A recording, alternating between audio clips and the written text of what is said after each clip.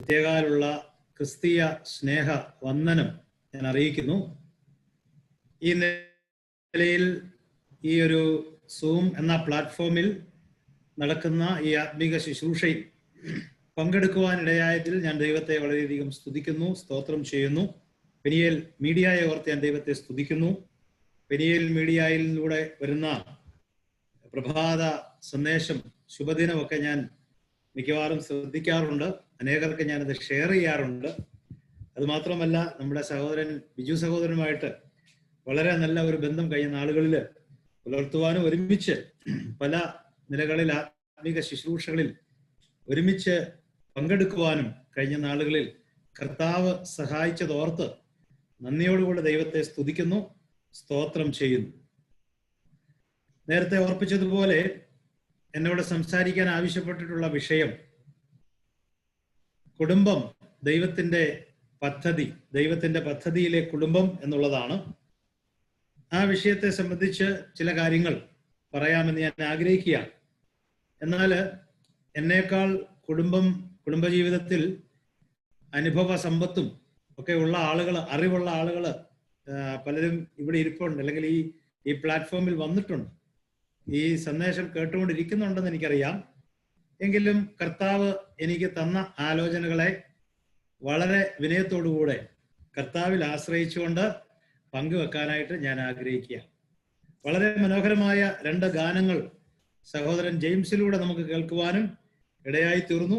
അദ്ദേഹത്തെ ഓർത്തും ദൈവത്തിന് സ്തോത്രം ചെയ്യുന്നു. ഈ നാളുകളിൽ നമ്മൾ എല്ലാവരും ഒരു വലിയ പോരാട്ടത്തിലാണ്. എന്താണ് ആ പോരാട്ടമെന്ന് ഞാൻ പറയാതെ തന്നെ നിങ്ങൾക്കറിയാം. ആ പോരാട്ടം ഒരു വൈറസിനെതിരെയുള്ള ഒരു പോരാട്ടമാണ്. എന്നാൽ ആ പോരാട്ടത്തിന്റെ അന്തിമ വിജയം കർത്താവിന് തന്നെ ആയിരിക്കും, അതിനകത്ത് യാതൊരു സംശയവുമില്ല. ഈ പോരാട്ടത്തിൽ അന്തിമ വിജയം നമ്മുടെ കർത്താവിനാണ്. അതുകൊണ്ട് വിശ്വാസികളായ നമുക്ക് ധൈര്യത്തോടെ നമുക്ക് മുമ്പോട്ട് പോകാം. കർത്താവ് നമ്മുടെ മുമ്പിലുണ്ട്, നമ്മൾ അവന്റെ പുറകെയാണ് പോകുന്നത് എന്നുള്ളത് ഓർക്കണം. അവൻ അവയ്ക്ക് മുമ്പേ നടക്കുന്നു, അവന്റെ ആടുകളുടെ മുമ്പിലാണ് കർത്താവ് നടക്കുന്നത്. അതുകൊണ്ട് ഏത് സാഹചര്യത്തെയും, ഊരിരുളിന്റെ താഴ്വരയും മരണനിഴലിന്റെ താഴ്വരയും ഏതവസ്ഥയെയും നമുക്ക് ധൈര്യത്തോടെ അതിജീവിക്കുവാൻ കഴിയും. എന്തുകൊണ്ടെന്നാൽ കർത്താവ് നമ്മുടെ മുമ്പേ നടക്കുന്നു എന്നുള്ള ഓർമ്മ നമുക്കുണ്ടാകണം, അല്ലെങ്കിൽ ആ ബോധ്യം നമുക്കുണ്ടാകണം. ദൈവം ആ നിലയിൽ നമ്മെ സഹായിക്കുമാറാകട്ടെ. ബൈബിൾ പഠിക്കുമ്പോൾ കുടുംബത്തെ സംബന്ധിച്ച് അനേക കാര്യങ്ങൾ എന്ന് പറഞ്ഞാൽ അനേക കാര്യങ്ങൾ ബൈബിളിലുണ്ട്. ബൈബിളിലെ പ്രധാനപ്പെട്ട സംഭവങ്ങളെല്ലാം തന്നെ കുടുംബങ്ങളോട് ബന്ധപ്പെട്ടാണ്. ബൈബിളിലെ പ്രധാനപ്പെട്ട വ്യക്തികൾക്കെല്ലാം തന്നെ കുടുംബങ്ങൾ ഉണ്ടായിരുന്നു എന്നുള്ളത് നമുക്ക് കാണുവാനായിട്ട് സാധിക്കും. ബൈബിളിലെ പല ഉടമ്പടികളും കുടുംബത്തോടുള്ള ബന്ധത്തിലാണ് എടുത്തിട്ടുള്ളത്. ബൈബിളിലെ പല സംഭവങ്ങൾ, അതുപോലെ പല സത്യങ്ങൾ കുടുംബവുമായിട്ട് ബന്ധിക്കപ്പെട്ടാണ് അതെല്ലാം പറഞ്ഞിരിക്കുന്നത്. നമുക്കറിയാം, ലോകം കണ്ടതിൽ വെച്ച് ഏറ്റവും വലിയ ഒരു നേതാവായിരുന്നു മോശ എന്ന് പറയുന്ന ആ വലിയ മനുഷ്യൻ, ആ വലിയ നേതാവ്. അദ്ദേഹം ഒരു നേതാവ് മാത്രം ആയിരുന്നില്ല, അല്ലെങ്കിൽ അദ്ദേഹം ഒരു ആത്മിക നേതാവ് മാത്രം ആയിരുന്നില്ല. അദ്ദേഹം ഒരു മകനായിരുന്നു, നല്ല ഒരു പിതാവിന്റെയും മാതാവിന്റെയും മകനായിരുന്നു. അദ്ദേഹം ഒരു സഹോദരനായിരുന്നു. അഹരോന്, മിരിയാമിന് ഒക്കെ താനൊരു സഹോദരനായിരുന്നു. അദ്ദേഹം ഒരു ഭർത്താവായിരുന്നു, സിപ്പോറയ്ക്ക് ഒരു ഭർത്താവായിരുന്നു. അപ്പോൾ മോശ എന്ന് പറയുന്ന ആ ആത്മിക നേതാവ് കേവലം ഒരു ആത്മിക നേതാവ് മാത്രമായിരുന്നില്ല, അദ്ദേഹം ഒരു കുടുംബത്തിൽ ജീവിച്ച വ്യക്തിയാണ്. അദ്ദേഹത്തിനൊരു കുടുംബം ഉണ്ടായിരുന്നു. ആ കുടുംബത്തിൽ താൻ ഒരു മകനും സഹോദരനും ഭർത്താവും അപ്പനും മക്കളുടെ അപ്പനും ഒക്കെയായി ജീവിച്ച ഒരു വ്യക്തിയാണ്. അപ്പോൾ ബൈബിളിലെ കഥാപാത്രങ്ങൾ 99.9% ബൈബിളിൽ രേഖപ്പെടുത്തിയിരിക്കുന്ന കഥാപാത്രങ്ങൾ എടുത്ത് പരിശോധിച്ചാൽ അവരുടെയൊക്കെ കുടുംബങ്ങളെ കുറിച്ചും നമുക്ക് അറിയുവാൻ, മനസ്സിലാക്കുവാനായിട്ട് സാധിക്കും. ദാവീദിന്റെ കാര്യം എടുത്താലും അങ്ങനെ തന്നെയാണ്. അങ്ങനെ അനേക കഥാപാത്രങ്ങളെ നമുക്ക് ബൈബിളിൽ കാണുവാനായിട്ട് കഴിയും. ആദ്യത്തെ കുടുംബത്തെ നമുക്ക് പരിചയപ്പെടാം. ആദ്യത്തെ കുടുംബം എന്ന് പറയുന്നത് ആദാമിന്റെയും ഹവ്വായുടെയും കുടുംബമാണ്. ദൈവമാണ് ആ കുടുംബത്തെ സ്ഥാപിച്ചത്. ദൈവമാണ് ആ കുടുംബം രൂപകൽപ്പന ചെയ്തത്. ദൈവമാണ് ആ വിവാഹം നടത്തിയത്. ദൈവമാണ് അവരെ എല്ലാ നിലയിലും ആ കുടുംബത്തിലേക്ക് ആനയിച്ചു കൊണ്ടുവന്നത്. ദൈവം ആയിരുന്നു അവരുടെ പിതാവും മാതാവും എല്ലാം ദൈവമായിരുന്നു. ആദാമിന്റെയും ഹൗവയുടെയും പിതാവും മാതാവും സൃഷ്ടാവും വിവാഹം നടത്തിയവനും വിവാഹം ആലോചിച്ചവനും എല്ലാം ദൈവം തന്നെയായിരുന്നു. എന്നാൽ ആദ്യ കുടുംബത്തെ ദൈവം നമ്മുടെ മുമ്പാകെ വരച്ചു കാണിക്കുമ്പോൾ അവിടെ കുടുംബത്തിന്റെ മഹാത്മ്യം കാണാൻ കഴിയും, കുടുംബത്തിന്റെ പ്രാധാന്യത കാണുവാൻ കഴിയും. അപ്പോൾ തന്നെ കുടുംബത്തിനുണ്ടാകുന്ന ഭീഷണി, കുടുംബത്തിന്റെ പരാജയം, കുടുംബത്തിന്റെ തകർച്ച, കുടുംബത്തിന്റെ വീഴ്ച എല്ലാം നമുക്ക് അവിടെ കാണുവാനായിട്ട് സാധിക്കും. അതുകൊണ്ട് ഇന്ന് പ്രധാനമായിട്ടും ഞാൻ ആദ്യത്തെ കുടുംബത്തിലേക്ക് തന്നെയാണ് പോകുന്നത്. കാരണം കുടുംബം എന്നുള്ളത് ദൈവത്തിന്റെ ഒരു രൂപകൽപ്പനയായതുകൊണ്ട്, ദൈവത്തിന്റെ ഒരു പദ്ധതി ആയതുകൊണ്ട് ആദ്യത്തെ കുടുംബത്തെ കുറിച്ച് തന്നെ പഠിക്കുന്നത് നല്ല ഉചിതമാണ് എന്നെനിക്ക് തോന്നുന്നത് കൊണ്ട്, ദൈവാത്മാവ് ആ നിലയിൽ എന്നെ പ്രേരിപ്പിച്ചത് കൊണ്ട് ആദ്യത്തെ കുടുംബത്തിലേക്കാണ് ഞാൻ വരുന്നത്. അതുകൊണ്ട് നമുക്ക് പ്രാരംഭമായ ഒരു വാക്യം വായിക്കാം. ഉൽപ്പത്തി പുസ്തകം എന്നെടുക്കുക എല്ലാവരും. ബുക്ക് ഓഫ് ജെനസിസ്, ഉൽപ്പത്തി പുസ്തകം 2-ാം അധ്യായത്തിന്റെ 19 മുതൽ 22 വരെയുള്ള വാക്യങ്ങൾ പ്രാരംഭമായിട്ട് വായിക്കാം. ഉൽപ്പത്തി പുസ്തകം 2-ാം അധ്യായം 19 മുതൽ 22 വരെ. യഹോവയായ ദൈവം ഭൂമിയിലെ സകല മൃഗങ്ങളെയും ആകാശത്തിലെ എല്ലാ പറവകളെയും നിലത്തു നിന്ന് നിർമ്മിച്ചിട്ട് മനുഷ്യൻ അവയ്ക്ക് എന്ത് പേരിടുമെന്ന് കാണുവാൻ അവന്റെ മുമ്പിൽ വരുത്തി. സകല ജീവജന്തുക്കൾക്കും മനുഷ്യരിട്ടത് അവയ്ക്ക് പേരായി.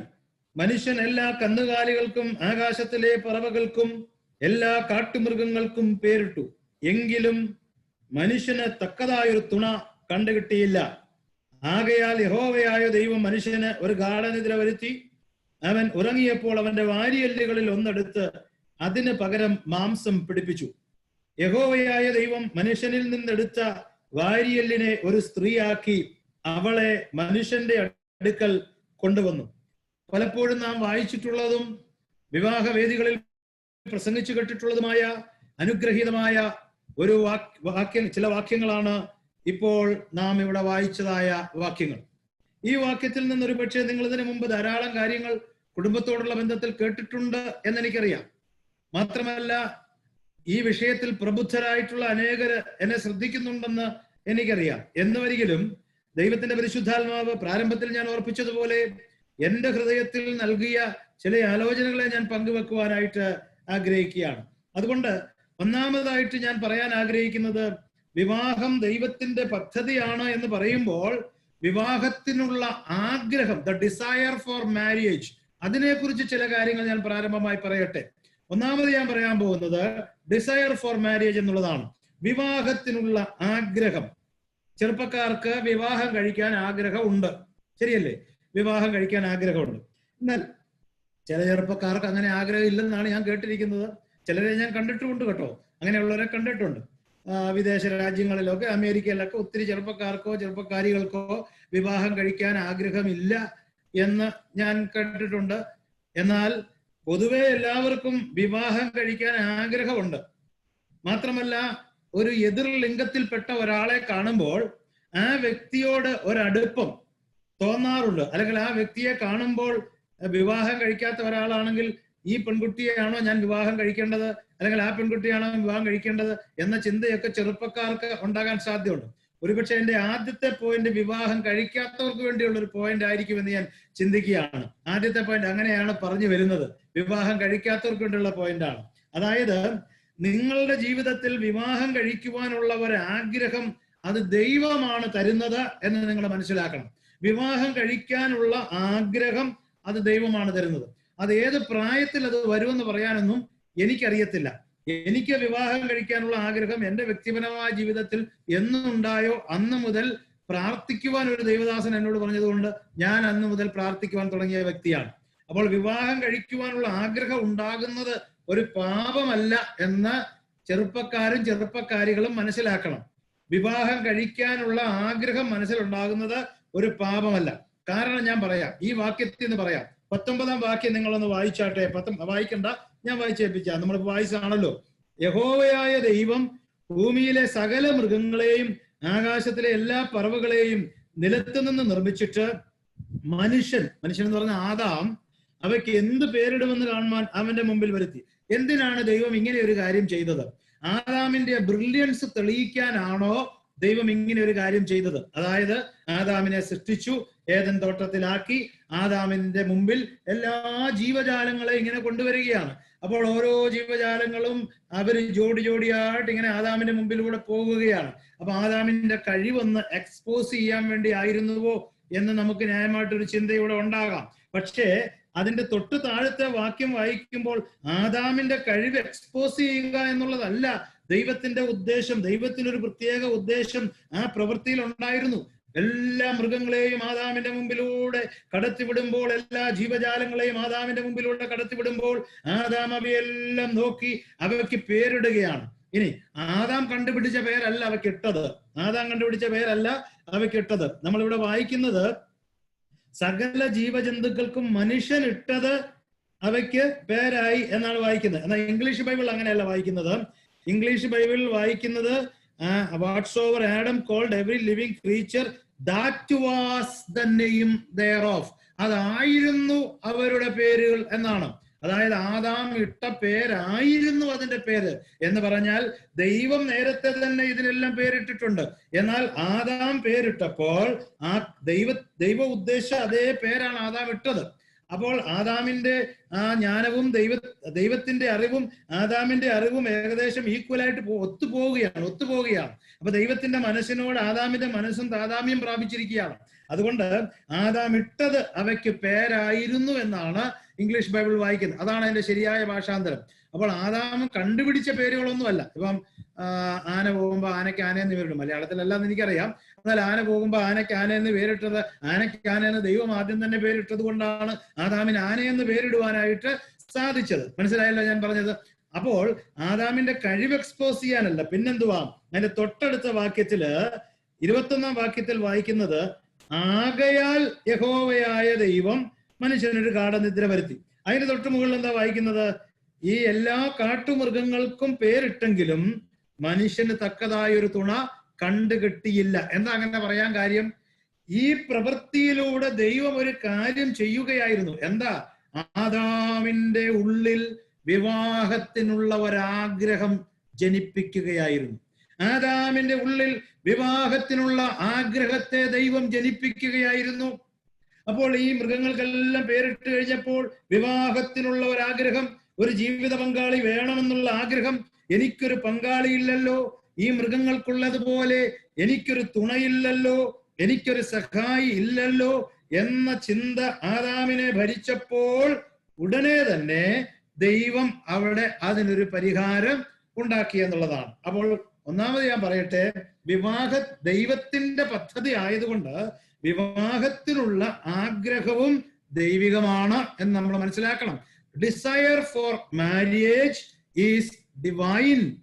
വിവാഹത്തിനുള്ള ആഗ്രഹം ദൈവികമാണ്. അത് ഓക്കെ. ഇനി അടുത്ത കാര്യം ശ്രദ്ധിച്ചേ. ഡിസയർ ഫോർ മാരേജ് ദൈവികമാണെങ്കിൽ അതിന്റെ അക്കംപ്ലിഷ്മെന്റും ദൈവികമായിരിക്കണം. അക്കംപ്ലിഷ്മെന്റ് എന്ന് പറഞ്ഞാൽ അതിന്റെ നിവൃത്തി ദൈവികമായിരിക്കണം. ഇവിടെയാണ് നമ്മുടെ യുവാക്കന്മാര് കാല് തട്ടി വീഴുന്നത്. എങ്ങനെയാണെന്നറിയാമോ? ഡിസയർ ഒക്കെ അവർക്കുണ്ടാകും. ഡിസയർ ദൈവികം, ഓക്കെ, നല്ലത്. ഡിസയർ ആഗ്രഹം ദൈവികമാണ്, ഡിവൈനാണ്. അടുത്തത് എന്താണെന്നറിയാവോ? അടുത്തത് ദൈവിക ആഗ്രഹം കൊടുത്തു കഴിഞ്ഞാൽ പിന്നെ അവർ ചിന്തിക്കുന്നത് നമുക്കങ്ങ് തീരുമാനിക്കാമെന്നാ, നമുക്കങ്ങ് തെരഞ്ഞെടുക്കാം, നമുക്ക് ഇഷ്ടമുള്ളത് തീരുമാനിക്കാം എന്ന് അവരുടെ മനസ്സിൽ ചിന്ത വരും. കാരണം പിശാച് എന്തായാലും അങ്ങനത്തെ ചിന്ത അവരുടെ മനസ്സിൽ കൊണ്ടുവരും. ദൈവം എന്ത് തീരുമാനിച്ചുവോ അതിന് വിപരീതമായിട്ട് പിശാച് ചിന്ത മനസ്സിൽ കൊണ്ടുവരും. അതിനകത്ത് യാതൊരു സംശയവുമില്ല. ദൈവം എന്ത് പദ്ധതി ഇട്ടോ അതിന്റെ വിപരീതമായിരിക്കും പിശാച് പ്രവർത്തിക്കുന്നത്.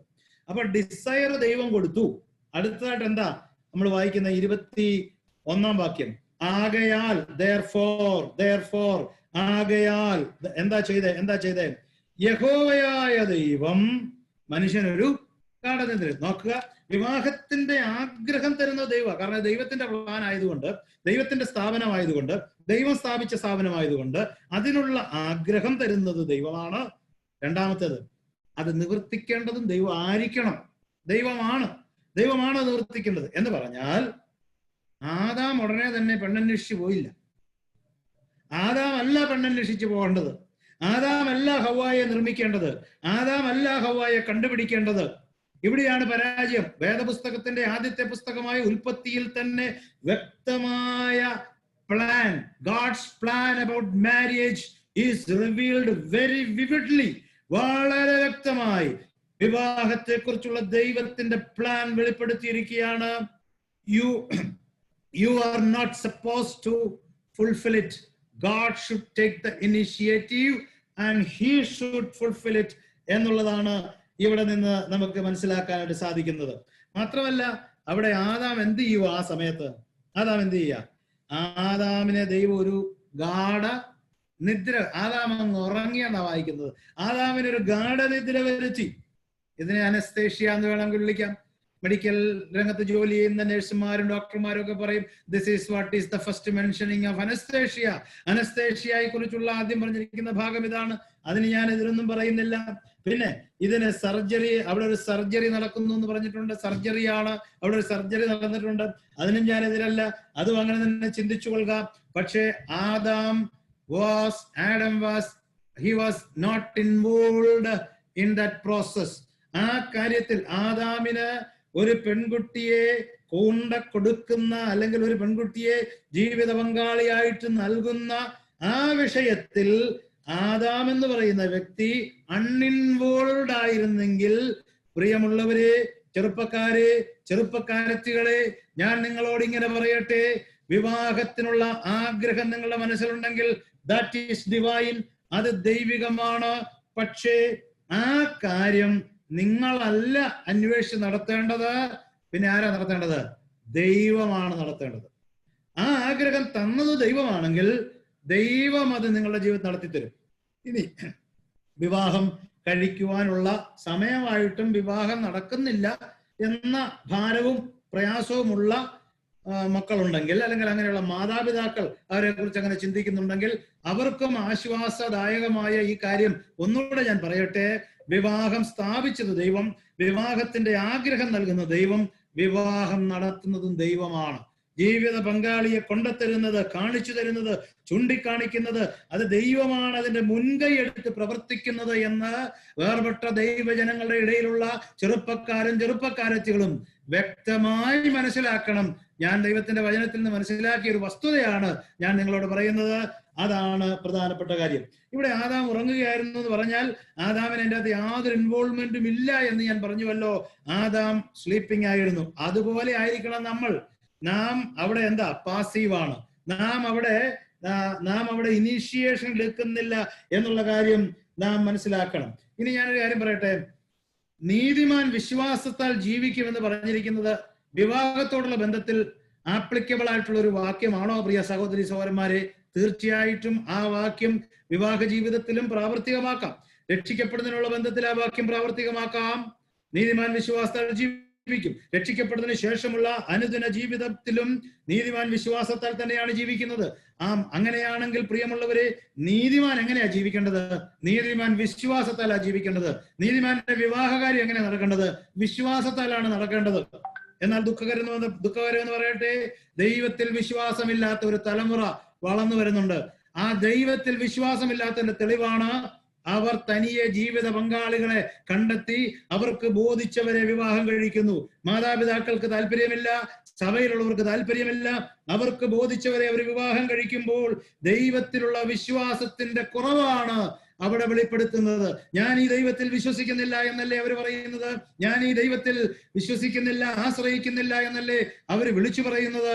അതുകൊണ്ട് പ്രിയമുള്ളവരെ, ദൈവത്തിൽ നിങ്ങൾ വിശ്വസിക്കുന്നെങ്കിൽ, പൂർണ്ണ ഹൃദയത്തോടെ ദൈവത്തിൽ ആശ്രയിക്കുന്നെങ്കിൽ, തീർച്ചയായിട്ടും നിങ്ങളുടെ വിവാഹം ദൈവം മുൻകൈ എടുത്ത് നടത്തിത്തരുമെന്ന് വിശ്വസിക്കണം. ഇനി വേറൊരു കാര്യം പറയാം. രക്ഷിക്കപ്പെട്ടപ്പോ എന്ത് വിശ്വസിച്ചാ രക്ഷിക്കപ്പെട്ടത്? രക്ഷിക്കപ്പെട്ടപ്പോ നമ്മള് വിശ്വസിച്ച ഒരു കാര്യമുണ്ട്. ഈ യേശു ക്രിസ്തു എന്റെ പാപം പരിഹരിക്കാൻ കഴിവുള്ളവനാണെന്ന് നമ്മൾ വിശ്വസിച്ചു. 2, ഈ യേശു ക്രിസ്തു ആ വലിയ നരക ശിക്ഷാവിധിയിൽ നിന്ന് എന്നെ രക്ഷിക്കാൻ കഴിവുള്ളവനാണെന്ന് വിശ്വസിച്ചപ്പോഴല്ലേ നമ്മൾ രക്ഷിക്കപ്പെട്ടത്. If you have believed that Jesus Christ can save you from eternal hellfire, why can't you believe that he can give you a life partner? മനസ്സിലായോ? അതായത് യേശു ക്രിസ്തുവിന് നിന്നെ നരകത്തിൽ നിന്ന് രക്ഷിക്കാൻ കഴിവുണ്ടെന്ന് വിശ്വസിക്കുന്ന ഒരു ദൈവ പൈതലാണ് നീ എങ്കിൽ, എന്തുകൊണ്ട് യേശു ക്രിസ്തുവിന് നിനക്കൊരു ജീവിത പങ്കാളിയെ തരാൻ കഴിവുണ്ടെന്ന് വിശ്വസിക്കുന്നില്ല? ഒരു വലിയ ചോദ്യമാണ് പ്രിയമുള്ളവരെ. യേശു ക്രിസ്തുവിനെ നരകത്തിൽ നിന്ന് രക്ഷിക്കാൻ കഴിവുണ്ടെങ്കിൽ ഒരു ജീവിത പങ്കാളിയെ തരാനും യേശു ക്രിസ്തുവിന് കഴിവുണ്ട്. അതുകൊണ്ട് ഒന്നാമത്തെ പോയിന്റ് ഞാൻ പറഞ്ഞങ്ങ് വിടട്ടെ. അതെന്താണ്? ദൈവത്തിന്റെ പദ്ധതിയാണ് വിവാഹം. ആ ദൈവത്തിന്റെ പദ്ധതിയിൽ വിവാഹത്തിനുള്ള ആഗ്രഹം തരുന്നത് ദൈവമാണ്. It is divine. അങ്ങനെയാണെങ്കിൽ അതിന്റെ നിവൃത്തിയും ദൈവം തന്നെ നടത്തും. അതുകൊണ്ട് സഹോദരി സഹോദരന്മാരെ, യുവതി യുവാക്കളെ, ആദമിനെ പോലെ നാം പാസീവായിട്ട് ദൈവത്തിൽ ആശ്രയിച്ച്, ദൈവമേ നരകത്തിൽ തന്നെ രക്ഷിച്ചത് നീ ആണെങ്കിൽ എനിക്കൊരു ജീവിത പങ്കാളിയെ തരുവാൻ നിനക്ക് അസാധ്യമാവുകയില്ല എന്ന് അവനോട് പറഞ്ഞുകൊണ്ട് പ്രാർത്ഥിച്ചുകൊണ്ട് മുമ്പോട്ട് പോകുക. ദൈവം നിങ്ങളുടെ ജീവിതത്തിൽ അങ്ങനെയുള്ള അനുഗ്രഹിക്കപ്പെട്ട കാര്യങ്ങളെ ചെയ്യും എന്നുള്ളതാണ് ഒന്നാമത്തെ കാര്യം. സെക്കൻഡ് തിങ്, രണ്ടാമത്തെ കാര്യത്തിലേക്ക് വരാം. രണ്ടാമത്തെ കാര്യം എന്ന് പറയുന്നത് ദൈവത്തിന്റെ ശബ്ദത്തെ നാം കേൾക്കണം ഈ വിഷയത്തിൽ. കാരണം because it is God's plan. ഇത് ദൈവത്തിന്റെ പ്ലാൻ ആയതുകൊണ്ട് ദൈവം പറയുന്നത് കേൾക്കണം. ദൈവം എന്താ പറയുന്നത്? What God says here. ദൈവം എന്താ ഇവിടെ പറയുന്നത്? ആ ദൈവം പറയുന്നത് 18-ാം വാക്യം, 2-ാം അധ്യായം അതിന്റെ 18-ാമത്തെ വാക്യത്തിൽ ദൈവം പറയുന്നു, അനന്തരം യഹോവയായ ദൈവം മനുഷ്യൻ ഏകനായിരിക്കുന്നത് നന്നല്ല, ഞാൻ അവന് തക്കതായ ഒരു തുണ ഉണ്ടാക്കി കൊടുക്കുമെന്ന് അരുളി ചെയ്തു. അപ്പൊ ദൈവമാണ് വിവാഹത്തെ കുറിച്ച് ആദ്യം പറഞ്ഞയാള്. ദൈവമാണ് വിവാഹത്തിന്റെ ആഗ്രഹം തരുന്നയാള്. വിവാഹത്തെ കുറിച്ച് ആദ്യം പറഞ്ഞയാളും ദൈവമാണ്. എന്തെങ്കിലും ഒന്ന് പറഞ്ഞെങ്കിൽ അത് പറഞ്ഞയാളും ദൈവമാണ്. ഇത് സ്ഥാപിച്ചത് ദൈവമാണ്. ആദ്യ വിവാഹം നടത്തിയത് ദൈവമാണ്. ആഗ്രഹമൊക്കെ ഉണ്ടാക്കുന്നത് ദൈവമാണ്. നടത്തുന്നതെല്ലാം ദൈവമാണ്. ഇനി ഇതിനെക്കുറിച്ച് എന്തെങ്കിലും ഒന്ന് പറഞ്ഞതെങ്കിൽ ആദ്യം തന്നെ പറഞ്ഞതും ദൈവം തന്നെയാണ്. God is a family God.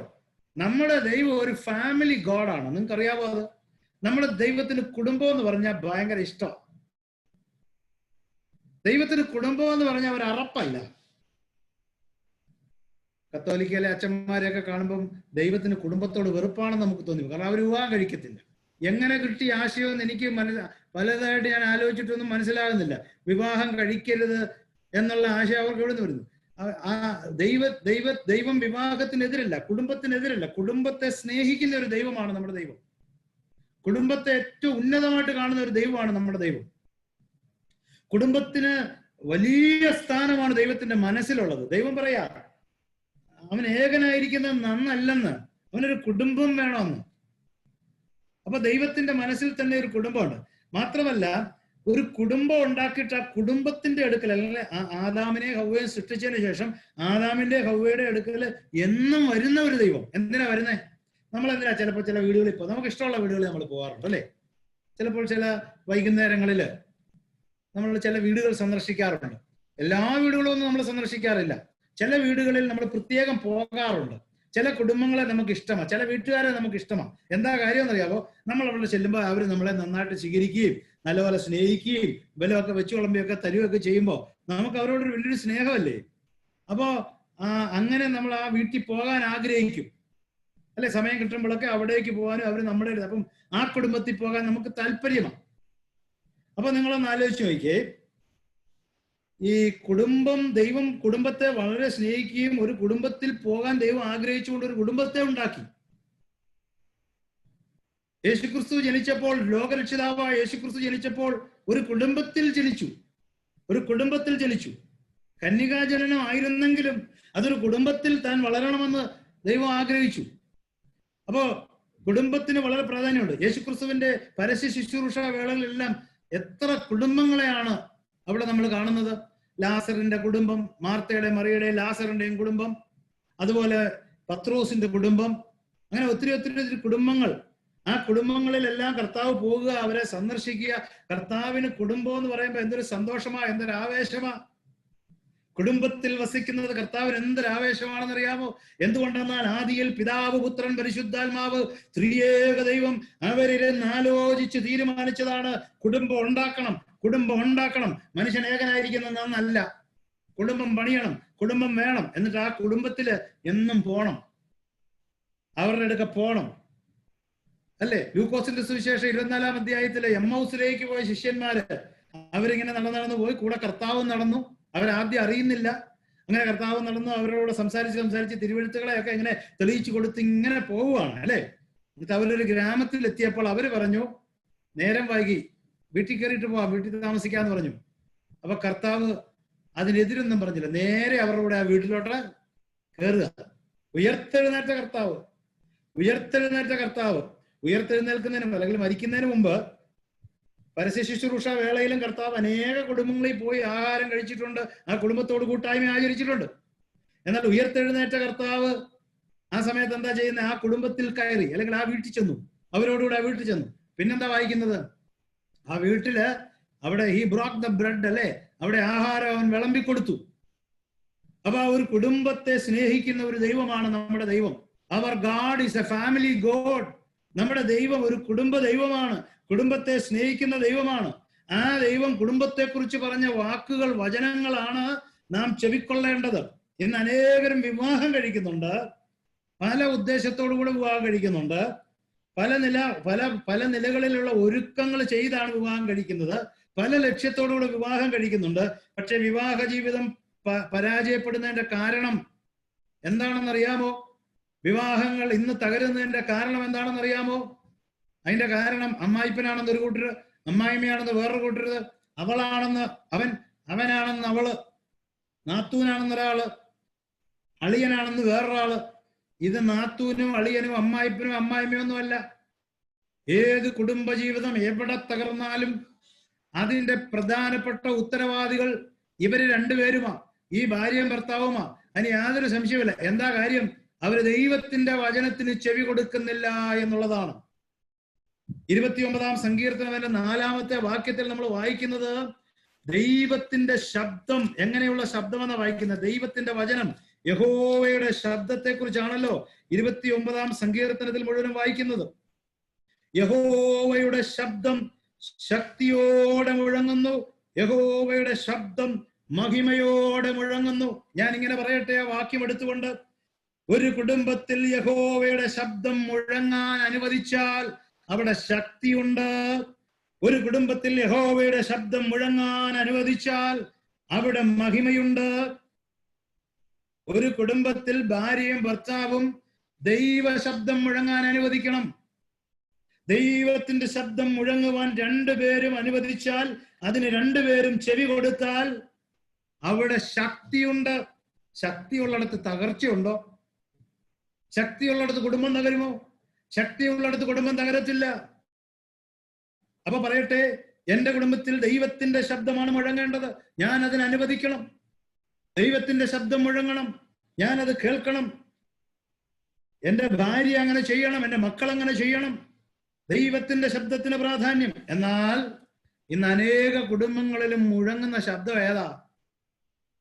ഇന്ന് അനേക കുടുംബങ്ങളിലും മുഴങ്ങുന്ന, ചില കുടുംബങ്ങളിൽ ഭർത്താവിന്റെ ശബ്ദമാണ് അവിടെ മുഴങ്ങി നിൽക്കുന്നത്, ചില കുടുംബങ്ങളിൽ ഭാര്യയുടെ ശബ്ദമാണ് മുഴങ്ങി നിൽക്കുന്നത്, ചില കുടുംബങ്ങളിൽ ടിവിയിലെ ശബ്ദമാണ് മുഴങ്ങി നിൽക്കുന്നത്, സീരിയലിന്റെ ശബ്ദം, സിനിമയുടെ ശബ്ദം, അങ്ങനെയുള്ള ശബ്ദങ്ങളൊക്കെ മുഴങ്ങി നിൽക്കുന്ന കുടുംബങ്ങളിൽ തകർച്ച വന്നില്ലെങ്കിലേ അത്ഭുതമുള്ള പ്രിയമുള്ളവരെ. വേർപെട്ട ദൈവജനങ്ങളെ നാം ഒരു കാര്യം മനസ്സിലാക്കണം, ദൈവമക്കളെ നാം ഒരു കാര്യം മനസ്സിലാക്കണം. നമ്മുടെ കുടുംബത്തിൽ യഹോവയുടെ ശബ്ദം മുഴങ്ങണം. അങ്ങനെയാണെങ്കിൽ അവിടെ ശക്തിയുണ്ട്, അവിടെ മഹിമയുണ്ട്. അതാണ് ദൈവം നമ്മെ കുറിച്ച് ആഗ്രഹിക്കുന്ന വസ്തുത. ദൈവത്തിന്റെ ശബ്ദം കേൾക്കണം. ഒരിക്കലും ഒരു ദൈവദാസൻ ഇങ്ങനെ പറഞ്ഞതായിട്ട് ഞാൻ വായിച്ചിട്ടുണ്ട്. അദ്ദേഹം പറഞ്ഞ ഇങ്ങനെയാണ്, protect marriage should be our slogan എന്ന് പറഞ്ഞാൽ, സ്ലോഗൻ എന്നങ്ങനെ പറഞ്ഞു, ഞാൻ അതിനെ മുദ്രാവാക്യം എന്ന് പറയാൻ ആഗ്രഹിക്കുക. വിവാഹത്തെ എന്ത് വില കൊടുത്തും സംരക്ഷിക്കുക, അതായിരിക്കണം നമ്മുടെ മുദ്രാവാക്യം. നമുക്കൊരു മുദ്രാവാക്യം വേണം. എന്ത് വന്നാലും, ആരെല്ലാം വന്നാലും പോയാലും, എന്തെല്ലാം സംഭവിച്ചാലും സംഭവിച്ചില്ലെങ്കിലും, എന്തെല്ലാം കാര്യങ്ങൾ ജീവിതത്തിൽ വന്നാലും മാറിയാലും മറിഞ്ഞാലും, ഞങ്ങളുടെ വിവാഹത്തെ ഞങ്ങൾ സംരക്ഷിക്കും. We will protect our marriage relationship എന്ന് ഭാര്യ ഭർത്താവും കൂടെ ഒരു തീരുമാനം എടുത്തൊരു മുദ്രാവാക്യം അങ്ങനെ അവർ ചൊല്ലിയാൽ അവർക്ക് പ്രൊട്ടക്ട് ചെയ്യാൻ കഴിയും. എന്നാൽ ഇന്നത്തെ മുദ്രാവാക്യം ഏതാണെന്നറിയാവോ? ലെറ്റ് us separate ourselves എന്നാണ് മുദ്രാവാക്യം. ചെറിയ കാര്യത്തിന് തലവേദന വന്ന പിരിയാന്നാണ്. തലവേദന വന്ന പിരിയാം എന്ന് പറഞ്ഞാൽ ഭാര്യയ്ക്ക് തലവേദനയാണെന്ന് നേരത്തെ പറഞ്ഞില്ലായിരുന്നെന്ന്. കല്യാണത്തിന് മുമ്പ് ഭാര്യയ്ക്ക് തലവേദന ഉണ്ടെന്നുള്ള കാര്യം പറഞ്ഞില്ല. അതുകൊണ്ട് ഭാര്യയ്ക്ക് ഇപ്പൊ തലവേദന ആയപ്പോ ഇവന് ഭാര്യ വേണ്ട. അപ്പൊ തലവേദന വന്നാൽ മുദ്രാവാക്യം എന്താ? Let us divorce. പ്രിയമുള്ളവരെ, ലോകത്തിലുള്ള ആളുകൾ അങ്ങനെ ചെയ്യട്ടെ, നാം എന്ത് ചെയ്യണം? ദൈവമക്കളായ നാം ഇതായിരിക്കണം നമ്മുടെ മുദ്രാവാക്യം, നമ്മുടെ ആപ്തവാക്യം ഇതായിരിക്കണം. ഈ VBS സൺഡേ സ്കൂള് ക്യാമ്പുകൾ, ബാലസംഘത്തിന്റെ ക്യാമ്പിലൊക്കെ ഞാൻ പങ്കെടുത്തിട്ടുണ്ട് ചെറുപ്പത്തിൽ. അന്നുള്ള മുദ്രാവാക്യം പുള്ളി, ഇന്നിപ്പോ അത്ര മുദ്രാവാക്യം ഒന്നും കാണുന്നില്ല. അന്ന് ഭയങ്കര മുദ്രാവാക്യം വിളിച്ച് ഇങ്ങനെ വഴിയിലൂടെ റാലിയായിട്ട് പോകുന്നതൊക്കെ എന്റെ മനസ്സിൽ മായാത്ത ഓർമ്മകളാണ്, അല്ലെ? അന്ന് റോഡിലൂടെ മുദ്രാവാക്യം വിളിച്ചുകൊണ്ട് പോവുകയാണ്. ക്യാമ്പൊക്കെ കഴിയുമ്പോൾ ഒരു ദിവസം, VBS കഴിയുമ്പോൾ ഒരു ദിവസം അങ്ങനെയൊക്കെ ചെയ്യാറുണ്ട്. അപ്പൊ ആ മുദ്രാവാക്യത്തില് പറയുന്നത് ബൈബിൾ ഞങ്ങളുടെ ആയുധമാണ് എന്നൊക്കെ പറയുമ്പോ സത്യം പറഞ്ഞ അന്ന് വിളിച്ചു പറഞ്ഞ ആ കാര്യം എന്റെ മനസ്സിൽ പതിഞ്ഞു. അത് ഞാൻ ഇടയ്ക്കിടയ്ക്ക്, ഞാൻ ഇത്രയും പ്രായമായിട്ട് ഇടയ്ക്കിടയ്ക്ക് ഞാൻ ആ മുദ്രാവാക്യം വീട്ടിൽ ഇരുന്ന് പറയാറുണ്ട്. എനിക്ക് വലിയ ഇഷ്ടമാണ് അങ്ങനെ പറയുന്നത്. അതുപോലെ വീട്ടിൽ ഇരുന്ന് ഏത് ഭാര്യയും ഭർത്താവും, എല്ലാ ഭാര്യമാരും ഭർത്താക്കന്മാരും പറയണം, we will protect our marriage. ഞങ്ങളുടെ വിവാഹത്തെ ഞങ്ങൾ സംരക്ഷിക്കും, വിവാഹത്തെ ഞങ്ങൾ സംരക്ഷിക്കും. അതാണ് നാം പറയേണ്ടത്. അതിന് ദൈവ ശബ്ദം മുഴങ്ങണം നമ്മുടെ വീട്ടിൽ. ദൈവ ശബ്ദം മുഴങ്ങുന്നിടത്ത് ശക്തിയുണ്ട്, ദൈവ ശബ്ദം മുഴങ്ങുന്നിടത്ത് മഹിമയുണ്ട്. അപ്പോൾ അതാണ് രണ്ടാമത്തെ കാര്യം.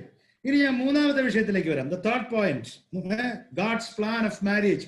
ദൈവത്തിന്റെ പദ്ധതി, വിവാഹത്തിൽ ദൈവത്തിന്റെ പദ്ധതി എന്നുള്ളതിൽ ഒന്നാമത്തെ കാര്യം ഞാൻ പറഞ്ഞല്ലോ, അത് വിവാഹത്തിന്റെ ആഗ്രഹം ദൈവമാണ് നൽകുന്നത്, അതിന്റെ നിവൃത്തിയും ദൈവമാണ് നൽകുന്നത്.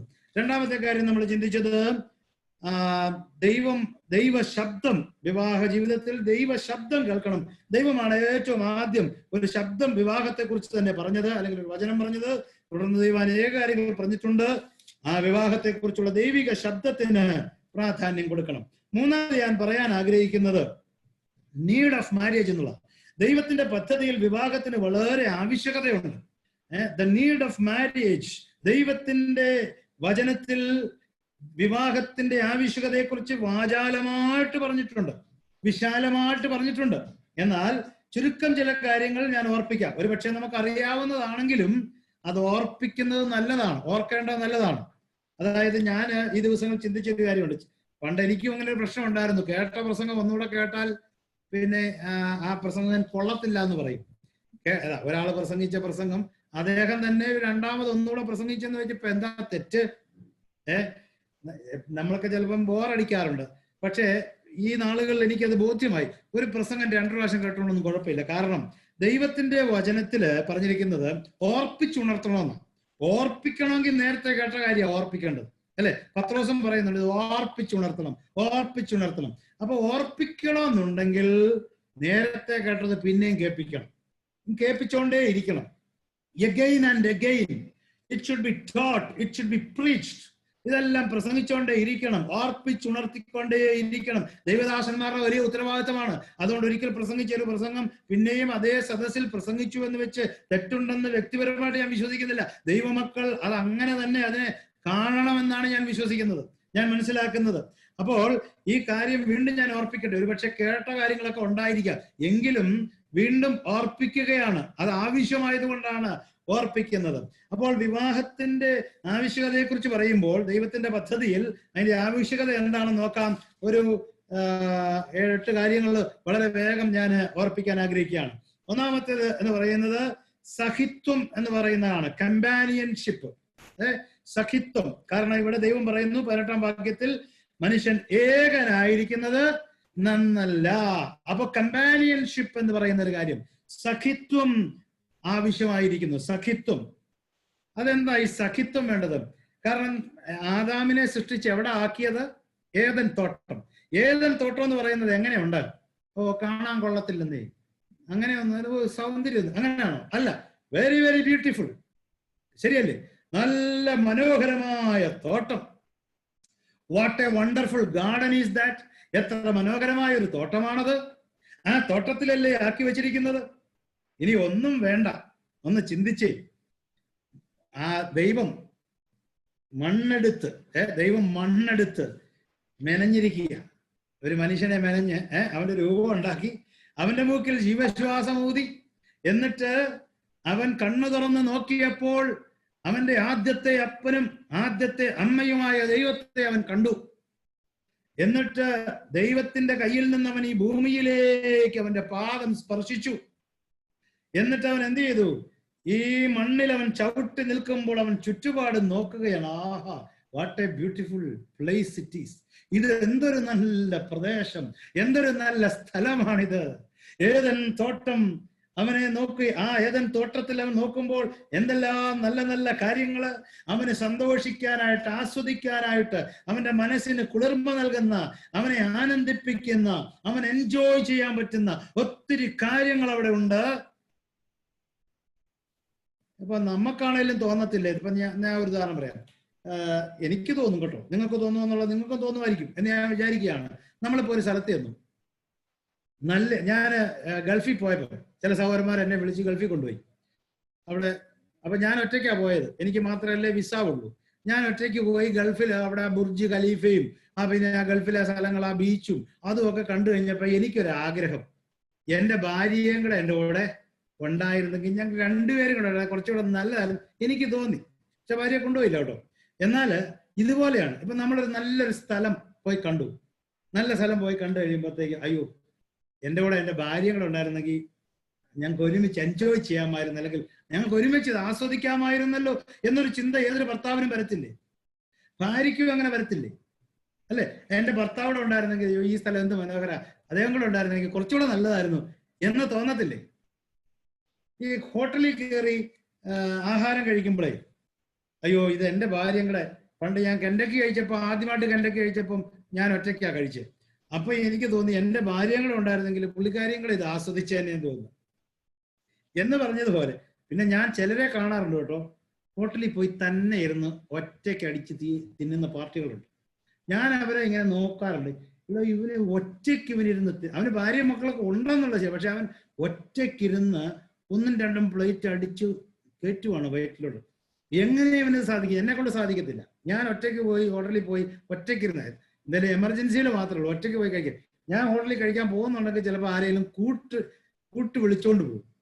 ആരെങ്കിലും ഒരാളെ കൂട്ടിക്കൊണ്ട് പോകുന്ന എനിക്കൊരു സന്തോഷം. കാരണം ഞാൻ ഒറ്റയ്ക്ക് ആസ്വദിക്കുന്നതിൽ എനിക്കൊരു സന്തോഷമില്ല. ഒരാളോട് ഉണ്ടെങ്കിൽ എനിക്കൊരു സന്തോഷം, അത് ആസ്വദിക്കാം. അദ്ദേഹം കൂടെ ആസ്വദിക്കുമ്പോൾ എനിക്കൊരു സന്തോഷം. തന്നെയല്ല, നമ്മൾ നല്ല ഫുഡ് വീട്ടിലുണ്ടാക്കുമ്പോഴേ, ഇപ്പൊ അങ്ങനെയാണോ എന്ന് എനിക്കറിയത്തില്ല, പണ്ടൊക്കെ അങ്ങനെ ആയിരുന്നല്ലോ. നമ്മൾ എന്തായാലും നല്ല ഫുഡ്, ഒരു പായസം വെച്ചു, ഉടനെ അയലോക്കത്തെ വീട്ടിൽ കൊണ്ട കൊടുക്കത്തില്ലേ? എന്തിനാ അയലോക്കത്തെ വീട്ടിൽ കൊണ്ട കൊടുക്കുന്നേ? നമ്മൾ വെച്ചത് നമ്മൾ തന്നെ കഴിക്കുന്നതിനേക്കാൾ വേറൊരാളോട് അത് കഴിക്കുമ്പോൾ നമുക്കൊരു സന്തോഷം കൂടുതലാണ്. മനസ്സിലെ? എന്ന് പറഞ്ഞതുപോലെയാണ് ഈ ക്രിസ്തീയ ജീവിതത്തിൽ, അല്ലെങ്കിൽ നമ്മുടെ ഈ ലോകത്തിലെ ജീവിതത്തില് ഒരു ആളങ്കട ഉണ്ടാകുന്നത് നല്ലതാ. സഖിത്വം. അതിനാണ് ദൈവം ഈ ഏദൻ തോട്ടത്തിന്റെ മനോഹാരിത ആദാം തന്നെ ഇരുന്ന് ആസ്വദിച്ചുകൊണ്ട് ഒരു സുഖമില്ല. അദ്ദേഹത്തിന് തോന്നും ഒരാളുടെ ഉണ്ടായിരുന്നെങ്കിൽ നല്ലതായിരുന്നു. ദൈവം ആ നിലയിൽ ഹവ്വായെ കൊടുത്തതാണ് എന്ന് പറഞ്ഞാൽ സഖിത്വമാണ്. സഖിത്വം. Husband wife should have the companionship. ഭാര്യയ്ക്കും ഭർത്താവിനും ആ കമ്പാനിയൻ, അവർ ഒരുമിച്ചാണ് എല്ലാ കാര്യങ്ങളും ആസ്വദിക്കേണ്ടത്. അവരൊരുമിച്ചാണ് ഹോട്ടലിൽ പോകേണ്ടത്, അവരൊരുമിച്ചാണ് സൈറ്റ് സീയിങ്ങിന് പോകേണ്ടത്, അവരൊരുമിച്ചാണ് ജീവിതത്തിലെ എല്ലാ കാര്യങ്ങളും ആസ്വദിക്കേണ്ടത്. അതിനുവേണ്ടിയാണ് ദൈവം ജീവിത പങ്കാളിയെ നൽകുന്നത്. അതിനുവേണ്ടിയാണ് ദൈവം വിവാഹം ക്രമീകരിച്ചിരിക്കുന്നത്. ഇങ്ങനെ നിങ്ങൾ കേട്ടിട്ടുണ്ടായിരിക്കാം, joy shared, joy multiplied, sorrow shared, sorrow divided. മാത്രമല്ല, ഈ കമ്പാനിയൻഷിപ്പ് ഈ ആദാമിനെ ഹവ്വയെയും ആക്കിയിട്ട്, മുമ്പ് ഞാൻ പറഞ്ഞ പോലെ ദൈവത്തിനോട് ഒരാഗ്രഹമുണ്ട് ഇവരോട് സഖിത്വം ആചരിക്കണമെന്ന്. ദൈവത്തിനും കൂടെ ഒരാഗ്രഹമുണ്ട്. അതുകൊണ്ട് ദൈവവും വരും. അപ്പൊ ദൈവവും കൂടെ ചേരുമ്പോഴാണ് അത് ശരിയാക്കുന്നത്. മനസ്സിലായോ? രണ്ടുപേര് മാത്രമാകുമ്പോഴല്ല, 3 പേരാകുമ്പോഴാണ്. ദൈവവും കൂടെ അതിൻ്റെ അകത്ത് ഇൻവോൾവ് ചെയ്യുമ്പോൾ ആ ജീവിതം വളരെ മനോഹരമായ ജീവിതം. അതുകൊണ്ട് നമ്മുടെ കുടുംബജീവിതത്തിലെ സഖിത്വം നമ്മൾ നിലനിർത്തണം, കമ്പാനിയൻഷിപ്പ് നിലനിർത്തണം. അടുത്തത് രണ്ടാമത്തെ കാര്യം കോപ്പറേഷൻ. കോപ്പറേഷൻ സഹകരണം എന്നുള്ളതാണ്, അല്ലെ? സഹകരണം, അതായത് തക്കതായ ഒരു തുണ എന്നതിന്റെ അർത്ഥം എ ഹെൽപ്പ് മീറ്റ് അല്ലെങ്കിൽ A fitting helper. Fitting helper എന്നാണ്. ഫിറ്റ് ആകുന്ന ഹെൽപ്പർ, ഫിറ്റ് ആകുന്ന സഹായി എന്ന് പറഞ്ഞാൽ എനിക്കൊത്തിരി കുറവുകളുണ്ട്. എൻ്റെ കുറവുകളെ നികത്തുന്ന ആളായിരിക്കണം എൻ്റെ ഭാര്യ. അതിനു വേണ്ടിയിട്ടാണ്. അല്ലാതെ എൻ്റെ കുറവുകളെ ചൂണ്ടിക്കാണിച്ചിട്ട് അതിനെ ബാനറിൽ എഴുതി ഉയർത്തി കാണിക്കുന്ന ആളാകരുത് ഭാര്യ. ഭാര്യയുടെ കുറവുകളെ ചൂണ്ടിക്കാണിച്ച് ബാനർ എഴുതി ഫ്ലക്സ് അടിക്കുന്ന പാർട്ടി ആയിരിക്കരുത് ഭർത്താവ്. ഫ്ലക്സ് പരിപാടി വേണ്ട. ഇന്ന് പല കുടുംബങ്ങളിലും ഫ്ലക്സ് ആണ്. നീ അങ്ങനെയാണ്, നീ അങ്ങനെയാണ്, നീ അങ്ങനെയാണ്, നിന്റെ കുടുംബം അങ്ങനെയാണ്, എന്റെ കുടുംബം അങ്ങനെയാണ്, അങ്ങനെയല്ല പറഞ്ഞ് ഫ്ലക്സ് അടിക്കുക. ഈ ഫ്ലക്സ് അടിക്കേണ്ട പരിപാടിയല്ല. കുറവുകളെ നികത്തുക, കുറവുകളെ നികത്തുക. പരസ്പരം മനസ്സിലാക്കുകയും കുറവുകളെ നികത്തി സഹകരിച്ച് മുൻപോട്ട് പോവുകയാണ് ചെയ്യേണ്ടത്. അവരൊരുമിച്ച് ആ കാര്യങ്ങളെ ചെയ്യണം. അവര് ആ നിലയിൽ കോപ്പറേറ്റ് ചെയ്യാതെ വരുമ്പോൾ, ഒരുമിച്ച് നിൽക്കാതെ വരുമ്പോൾ വീണുപോകും. അതാണ് ആദ്യം സംഭവിച്ചത്. എന്താ സംഭവിച്ചെന്നറിയാമോ? സാത്താൻ ഹൗവയുടെ അടുത്ത്, ഹൗവ ഒറ്റയ്ക്കിരിക്കുമ്പോഴാണ് വന്നത്. ഇവർ രണ്ടും ഒരുമിച്ചിരിക്കുവാൻ വേണ്ടി ദൈവം സൃഷ്ടിച്ചു. എന്നാൽ ഏദൻ തോട്ടം വളരെ മനോഹരമാണ്. എന്നാൽ അവരുടെ രണ്ടാമതൊരു തോട്ടം ഉണ്ടായിരുന്നു, വേറൊരു തോട്ടം. ഏതാണെന്നറിയാം? അവരുടെ സെക്കൻഡ് തോട്ടം. ആ രണ്ടാമത്തെ തോട്ടം ആദാമിന്റെയും ഹൗവയുടെയും ബന്ധം, the relationship between Adam and Eve was the second Eden garden. രണ്ടാമത്തെ ഏദൻ തോട്ടമായിരുന്നു ആദാമിന്റെയും ഹൗവയുടെയും ബന്ധം, പരസ്പര ബന്ധം. ആ ബന്ധത്തിനൊരു വിള്ളല് പറ്റിയപ്പോൾ, അല്ലെ, അവർ അല്പം മാറി നിന്നപ്പോൾ സാത്താന്റെ അവിടെ പ്രവേശിച്ചു, പാപം പ്രവേശിക്കുന്നു. അതുകൊണ്ട് പരസ്പരം പ്രോത്സാഹിപ്പിച്ച് ധൈര്യപ്പെടുത്തി സഹകരിച്ചാണ് നമ്മൾ മുമ്പോട്ട് പോകേണ്ടത്. അതാണ് കോപ്പറേഷൻ എന്ന് പറയുന്നത്, സഹകരണം എന്നുള്ളതാണ് രണ്ടാമത്തെ കാര്യം. മൂന്നാമത്തെ കാര്യം പൂർണ്ണത എന്നുള്ളതാണ്. കംപ്ലീഷൻ എന്ന് പറയും. പൂർണ്ണത. അത് നമുക്കറിയാം. ആദാമിന്റെ വാരിയൽ അവിടെ വായിക്കുന്നുണ്ട്. ആദാമിന്റെ വശത്ത് നിന്നൊരു വാരിയൽ എടുത്ത് ആണ് ഹൗവയെ സൃഷ്ടിച്ചത് എന്ന് പറഞ്ഞാൽ ഈ ഹൗവ ആദാമിന്റെ തന്നെ ഒരു ഭാഗമാണ്. സ്ത്രീ പുരുഷന്റെ തന്നെ ഒരു ഭാഗമാണ്. അവർ ഒരുമിച്ച് ചേരുമ്പോഴാണ് പൂർണ്ണത ഉണ്ടാവുകയുള്ളൂ. പുരുഷൻ പൂർണ്ണനാവുകയുള്ളൂ, സ്ത്രീക്ക് പൂർണ്ണത ഉണ്ടാവുകയുള്ളൂ. പുരുഷനും സ്ത്രീക്കും പൂർണ്ണത ഉണ്ടാകണമെങ്കിൽ പുരുഷനും സ്ത്രീയും ഒന്നിക്കണം. ആദാമും ചാക്കോയും അല്ല വിവാഹം കഴിച്ചത്. പേര് തെറ്റിക്കരുത്. ഇന്ന് പേര് തെറ്റിക്കാറുണ്ട്. ആദാമും ചാക്കോയും ആണോ വിവാഹം കഴിച്ചത്? ആദാമും ഹൗവയുമാണ്. ആണും പെണ്ണുമാണ് വിവാഹം കഴിക്കേണ്ടത്, അല്ലാതെ ആണും അല്ല വിവാഹം കഴിക്കേണ്ടത്. ഇന്ന് ആളുകൾ പറയുന്ന ആദാമും ചാക്കോയും കഴിച്ചോളാൻ.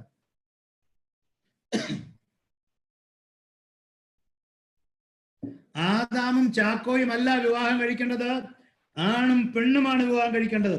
സാത്താനാണ് ആദാമിനെയും ചാക്കോയും തമ്മിൽ വിവാഹം കഴിപ്പിക്കുന്നത്. മനസ്സിലായോ? സ്വവർഗ വിഭാഗം സാത്താന്റെ സ്ഥാപനമാണ്, സാത്താൻ കൊണ്ടുവന്നതാണ്. ദൈവമക്കളെ, നാം അത് മനസ്സിലാക്കണം. അത് ക്യാൻസർ പോലെ ലോകരാജ്യങ്ങളിൽ പടർന്ന് പന്തലിച്ചുകൊണ്ടിരിക്കുക. ഇന്ത്യയിലും പടർന്ന് പന്തലിക്കും. കൊറോണ വന്നെങ്കിൽ പിന്നെ ഇതും വരത്തില്ലേ? ഇന്ത്യയിൽ ഇതും വരും. ഇതിനേക്കാൾ വലുതും വരാനിരിക്കുന്നേ ഉള്ളൂ. എന്നാൽ ദൈവത്തിന്റെ ജനമായിരിക്കുന്ന നാം ശക്തമായ നിലപാട് ഈ വിഷയങ്ങൾ എടുക്കണം. ഇതാണ് ദൈവത്തിന്റെ പ്ലാൻ. ഗാഡ്സ് പ്ലാൻ എന്ന് പറയുന്നത് എന്താണ്? ദൈവത്തിന്റെ പദ്ധതിയിൽപ്പെട്ട കാര്യമാണ്. Companionship, corporation, completion. പൂർണ്ണത വരണമെങ്കിൽ ആദാമും ഹൗവയും വിവാഹം കഴിക്കും. ഇല്ലേ? പൂർണ്ണതയില്ല. അതാണ് ദൈവത്തിന്റെ വചനം അർപ്പിക്കുന്നത്. അടുത്ത കാര്യത്തിലേക്ക് പോട്ടെ. അടുത്ത കാര്യം കമ്മ്യൂണിക്കേഷൻ.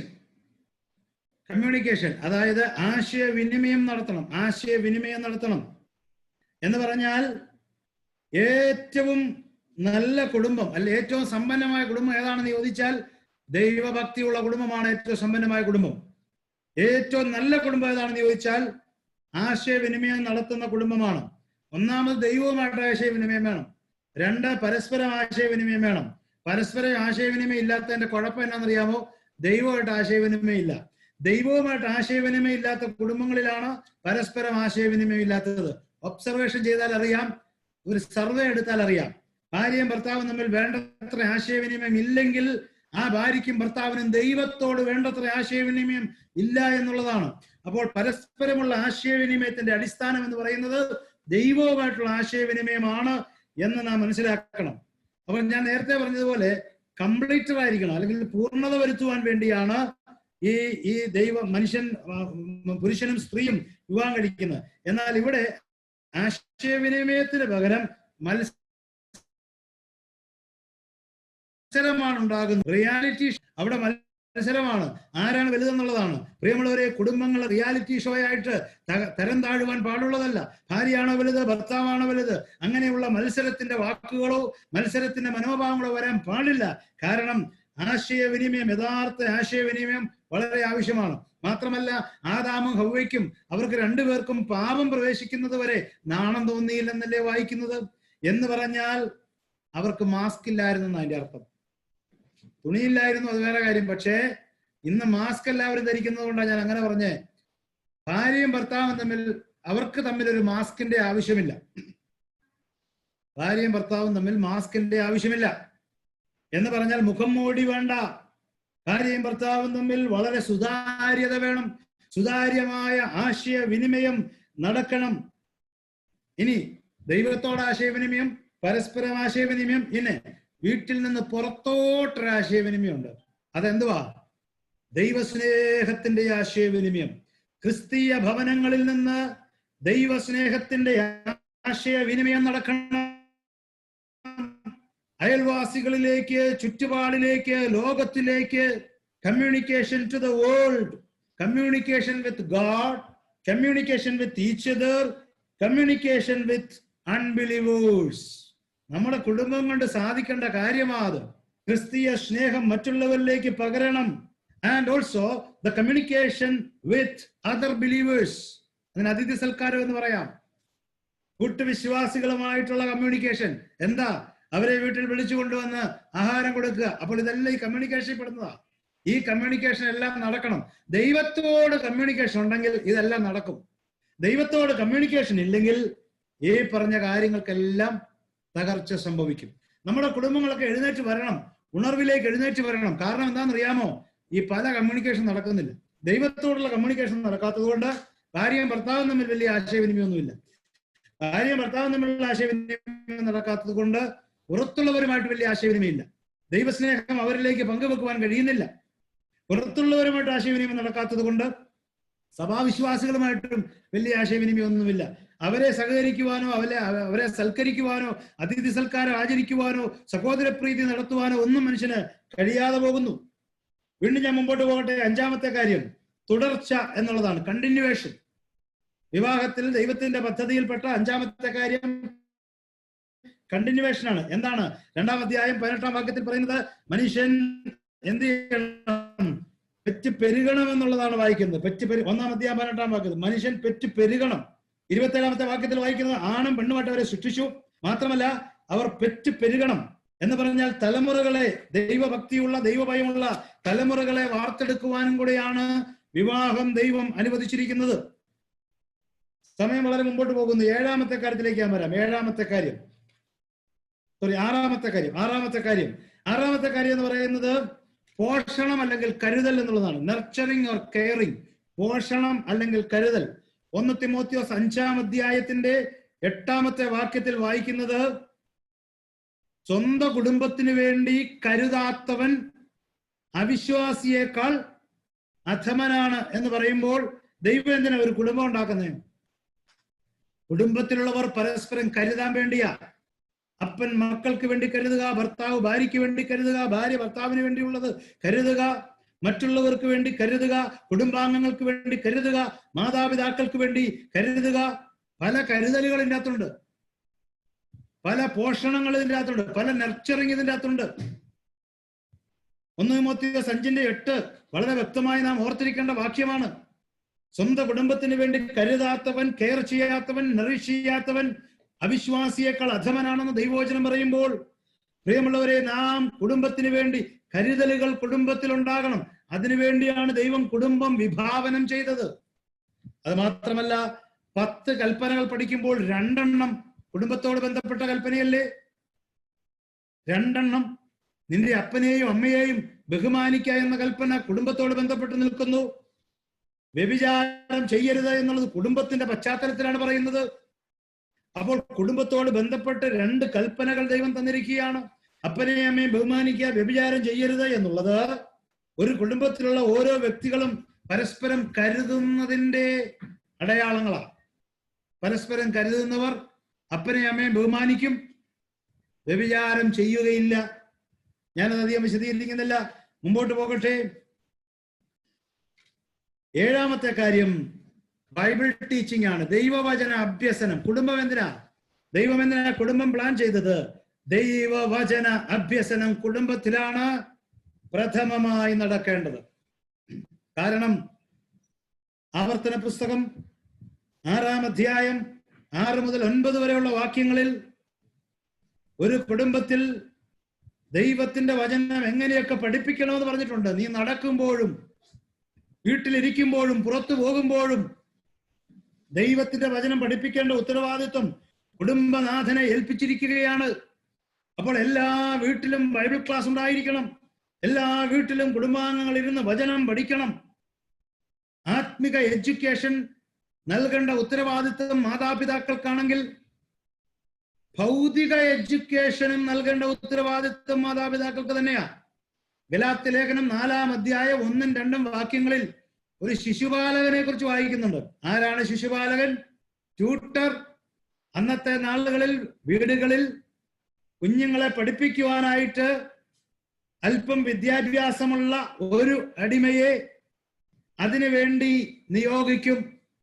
അവനാണ് ട്യൂട്ടർ. അപ്പൊ അന്നത്തെ വീടുകളിൽ വിദ്യാഭ്യാസ ട്രെയിനിങ് നൽകുവാൻ, സെക്കുലർ വിദ്യാഭ്യാസം നൽകുവാൻ ഒരു ട്യൂട്ടറെ നിയമിക്കുന്ന പതിവുണ്ടായിരുന്നു. അപ്പോൾ ആ വാക്യത്തിൽ നിന്ന് വ്യക്തമാണ്, മാതാപിതാക്കളുടെ ഉത്തരവാദിത്തമാണ് മക്കൾക്ക് സെക്കുലർ വിദ്യാഭ്യാസം കൊടുക്കുക, സ്പിരിച്വൽ വിദ്യാഭ്യാസം കൊടുക്കുക. ഇത് 2 കൊടുക്കണം. നമ്മൾ ഒരു കാര്യം മാത്രമേ കൊടുക്കുന്നുള്ളൂ. എങ്ങനെയേ ഇവന് സെക്കുലർ വിദ്യാഭ്യാസം കൊടുക്കും. സ്പിരിച്വൽ വിദ്യാഭ്യാസം കൊടുക്കുന്നിടത്ത് ഭാര്യയും ഭർത്താവും പരാജയപ്പെട്ട് കൂപ്പുകുത്തി തകർന്നു കിടക്കുകയാ. എത്ര കുടുംബങ്ങളിൽ ആത്മിക വിദ്യാഭ്യാസം കൊടുക്കുന്നുണ്ട്, ഭൗതിക വിദ്യാഭ്യാസം കൊടുക്കുന്ന കുടുംബങ്ങളുണ്ട്. എനിക്കറിയാം, എല്ലാ കുടുംബങ്ങളും കൊടുക്കും. അതിന് ഫോണും മേടിച്ചു കൊടുക്കും. ഇപ്പോഴാണെങ്കിൽ ഫോണിനും കമ്പ്യൂട്ടറൊക്കെ എന്തൊരു വിലയാണെന്നറിയാമോ? ഫോണും മേടിച്ചു കൊടുക്കണം, ഇത് എന്തുവാ കമ്പ്യൂട്ടർ മേടിച്ചു കൊടുക്കുന്നു, അതിനുള്ള എല്ലാ സജ്ജീകരണങ്ങളും മേടിച്ചു കൊടുക്കും. കാരണം സെക്കുലർ എഡ്യൂക്കേഷന് വലിയ പ്രാധാന്യം നമ്മൾ കൊടുക്കുന്നുണ്ട്. എന്നാൽ ആത്മിക വിദ്യാഭ്യാസവും മാതാപിതാക്കളുടെ ഉത്തരവാദിത്വമാണ്. അതിനാണ് ദൈവം കുടുംബം വിഭാവന ചെയ്തത്.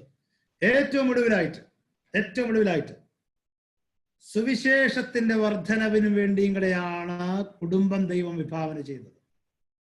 എന്ന് പറഞ്ഞാൽ ഒരു കുടുംബം, എഫേസ്യ ലേഖനം 5-ാം അധ്യായത്തിന്റെ 30 മുതൽ താഴോട്ടുള്ള വാക്യങ്ങൾ നമ്മൾ വായിക്കുമ്പോൾ സമയക്കുറവുകൊണ്ട് എടുത്ത് വായിച്ചു പോകുന്നില്ല, പരിചയമുള്ള വാക്യ. ഒരു മർമ്മം അവിടെ പറയുന്നുണ്ട്, വിവാഹ മർമ്മം. എന്താണ്? ക്രിസ്തുവും സഭയും തമ്മിലുള്ള ബന്ധം. അപ്പോൾ വിവാഹം ദൈവം സ്ഥാപിക്കുമ്പോൾ ലോകസ്ഥാപനത്തിന് മുമ്പ് അറുക്കപ്പെട്ട കുഞ്ഞാടിനെ ഓർക്കണം. എന്തിനാണ് അവൻ ലോകസ്ഥാപനത്തിന് മുമ്പ് അറുക്കപ്പെട്ടത്? ദൈവത്തിന്റെ മനസ്സിൽ ഇതെല്ലാം ഉണ്ട്. ദൈവസഭയുണ്ട്. ലോകസ്ഥാപനത്തിന് മുമ്പേ തന്നെ ദൈവത്തിന്റെ മനസ്സിൽ ദൈവസഭയുണ്ട്. അപ്പോൾ ആ സഭയും ക്രിസ്തുവുമായിട്ടുള്ള ബന്ധത്തെ സാദൃശീകരിക്കുന്ന ഒരു ബന്ധമാണ് ഭാര്യ ഭർത്തൃ ബന്ധം എന്ന് പറയുന്നത്. അപ്പോൾ അങ്ങനെയാകുന്നെങ്കിൽ ഭാര്യയുടെയും ഭർത്താവിന്റെയും ബന്ധത്തിലൂടെ, കുടുംബത്തിലൂടെ സുവിശേഷം ലോകമറിയണം. സുവിശേഷത്താൽ സുവിശേഷത്തിന്റെ വർധനവ് നടക്കണം. അപ്പോസ്തലനായ പൗലോസ് പറഞ്ഞതുപോലെ, എനിക്ക് ഭവിച്ചത് സുവിശേഷത്തിന്റെ വർധനവിന് കാരണമായി തീർന്നെങ്കിൽ, ഞാൻ ചോദിക്കട്ടെ, നിങ്ങൾ രക്ഷിക്കപ്പെട്ടത് സുവിശേഷത്തിന്റെ വർധനവിന് കാരണമായി തീരണം. ഭവിച്ചതെന്ന് പറയുമ്പോൾ ഭവിച്ചതെല്ലാം കൂടെ ചിന്തിക്കാം. സുവിശേഷത്തിന്റെ വർധനവിന് കാരണമായി തീരണം. രക്ഷിക്കപ്പെട്ടത് സുവിശേഷത്തിന്റെ വർധനവിന് കാരണമായി തീർന്നിട്ടുണ്ടോ? സ്നാനപ്പെട്ടത് സുവിശേഷത്തിന്റെ വർധനവിന് കാരണമായി തീർന്നിട്ടുണ്ടോ? വേർപെട്ടത് സുവിശേഷത്തിന്റെ വർധനവിന് കാരണമായി തീർന്നിട്ടുണ്ടോ? കല്യാണം കഴിച്ചത് സുവിശേഷത്തിന്റെ വർധനവിന് കാരണമായി തീർന്നിട്ടുണ്ടോ? മക്കൾ ജനിച്ചത് സുവിശേഷത്തിന്റെ വർധനവിന് കാരണമായി തീർന്നോ? ജോലി കിട്ടിയത് സുവിശേഷത്തിന്റെ വർധനവിന് കാരണമായി തീർന്നോ? കാറ് മേടിച്ചത് സുവിശേഷത്തിന്റെ വർധനവിന് കാരണമായി തീർന്നു. പ്രൊമോഷൻ കിട്ടിയപ്പോൾ സുവിശേഷത്തിന്റെ വർധനവിന് കാരണമായോ? ഗൾഫിൽ പോയപ്പോ സുവിശേഷത്തിന്റെ വർധനവിന് കാരണമായോ? അവിടുന്ന് അമേരിക്കയിലോട്ട് കൊടിയേറിയപ്പോൾ സുവിശേഷത്തിന്റെ വർധനവിന് കാരണമായോ? മക്കളുടെ വിവാഹം നടന്നപ്പോൾ സുവിശേഷത്തിന്റെ വർധനവിന് കാരണമായോ? ഓരോന്നോരോന്നിരുന്ന് ചിന്തിക്കണം. അതിലൊരു കാര്യം ഇതാണ്, വിവാഹം. ഭാര്യയോട് ചോദിക്കണം, നമ്മൾ രണ്ടുപേരും തമ്മിൽ വിവാഹം കഴിച്ചിട്ട് വർഷം ഇത്രയായി, നമ്മുടെ വിവാഹം കൊണ്ട് സുവിശേഷത്തിന് വർധനമുണ്ടായോ? സുവിശേഷത്തിന്റെ വർധനവിന് കാരണമായോ? ഇല്ലെങ്കിൽ അത് എന്തൊരു വലിയ പരാജയമായിരിക്കും, എന്തൊരു വലിയ പരാജയമായിരിക്കും. അതുകൊണ്ട് ഞാനിങ്ങനെ പറയട്ടെ, ദൈവത്തിന്റെ പ്ലാനിലുള്ള കുടുംബജീവിതം എന്ന് പറയുന്നത് ഇങ്ങനെയുള്ള കുടുംബ ജീവിതമാണ്, കുടുംബങ്ങളാണ്. നമ്മുടെ ചെറിയ ചെറിയ കുടുംബങ്ങൾ കൊണ്ട് മറ്റനേക കുടുംബങ്ങളെ ദൈവത്തിന്റെ വേറൊരു വലിയ കുടുംബത്തിലേക്ക് കൊണ്ടുവരണം. ദൈവത്തിന് വേറൊരു വലിയ കുടുംബമുണ്ട്. ആ കുടുംബത്തിന്റെ പേരാണ് ദൈവസഭ എന്ന് പറയുന്നത്.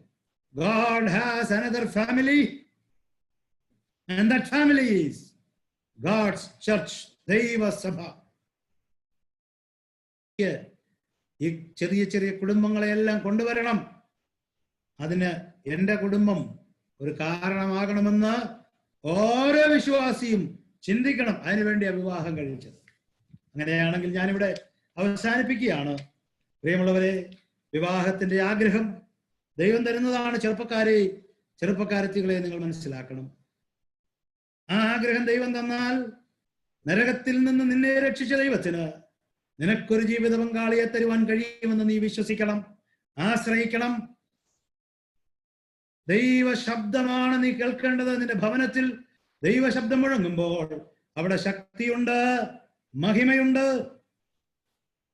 വിവാഹത്തെ സംബന്ധിച്ചുള്ള ദൈവത്തിന്റെ പ്ലാനിൽ അതിന്റെ ആവശ്യകത ചിന്തിക്കുമ്പോൾ നാം ചിന്തിച്ചത് സഖിത്വം, സഹകരണം, പൂർണ്ണത, ആശയവിനിമയം, തുടർച്ച, അതുപോലെ തന്നെ പോഷണം, കരുതൽ, ബൈബിൾ അഭ്യസനം, സുവിശേഷത്തിന്റെ വർധനവ്. ഇതൊക്കെയാണ് God's plan about a family. ഈ വചനങ്ങളാൽ ദൈവം നമ്മെ ഏവരെയും അനുഗ്രഹിക്കുകയും ദൈവനാമം മഹത്വപ്പെടുകയും ചെയ്യട്ടെ. ഇങ്ങനൊരു അവസരം എനിക്ക് നൽകി തന്ന ദൈവത്തിനും അതുപോലെ പ്രിയ പെനിയൽ മീഡിയയുടെ ചുമതലപ്പെട്ട സഹോദരന്മാർക്കും എല്ലാം നന്ദി അറിയിച്ചുകൊണ്ട് ഞാൻ നിർത്തുന്നു. ദൈവനാമം വാഴ്ത്തപ്പെട്ടു. Thank you so much brother. വളരെ അനുഗ്രഹിക്കപ്പെട്ട ആലോചനകൾ കർത്താവ് നമ്മെ ഇന്ന് രാത്രിയിലും കേൾപ്പിച്ചു. കുടുംബജീവിതത്തിൻ്റെ മാസ്റ്റർ പ്ലാനെ കുറിച്ച് ദൈവദാസനിലൂടെ വളരെ വളരെ ആഴമായ ആലോചനകൾ കേൾക്കുവാൻ ഇന്ന് രാത്രിയിലും പരിശുദ്ധാത്മാവ് നമ്മെ സഹായിച്ചു. നമ്മുടെ ജീവിതങ്ങളെ ക്രമീകരിക്കുവാനും അതിനനുസരിച്ച് നമ്മെ തന്നെ ദൈവത്തിൽ വിധേയപ്പെടുത്തുവാനും ഈ വചനങ്ങളിലൂടെ എല്ലാവരെയും സഹായിക്കട്ടെ.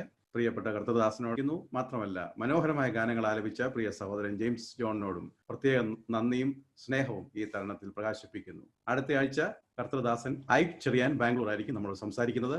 വളരെ ഇൻട്രസ്റ്റിംഗ് ആയിട്ടുള്ള ഒരു ടോപ്പിക്കാണ് അദ്ദേഹം സംസാരിക്കാൻ പോകുന്നത്. കീഴ്പ്പെടുക എന്നാൽ എന്ത് എന്ന വിഷയമാണ് അടുത്ത ആഴ്ച. പ്രാർത്ഥനയോടുകൂടെ ഇതേ പ്ലാറ്റ്ഫോമിൽ കൃത്യം 8 മണിക്ക് തന്നെ എല്ലാവരും കടന്നു വരണമെന്ന് കർത്താവിന്റെ നാമത്തിൽ ഓർപ്പിക്കുന്നു. ഇപ്പോൾ സുവിശേഷകൻ CT ജോണിക്കുട്ടി അവർ പ്രാർത്ഥിച്ച് ആശീർവാദം പറഞ്ഞ് ഇന്നത്തെ മീറ്റിംഗ് നമുക്ക് അവസാനിപ്പിക്കാം.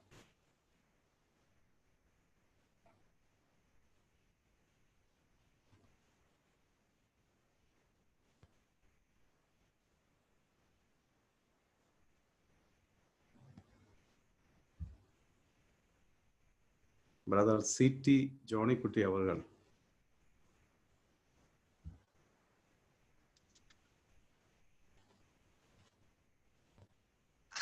ഞങ്ങളുടെ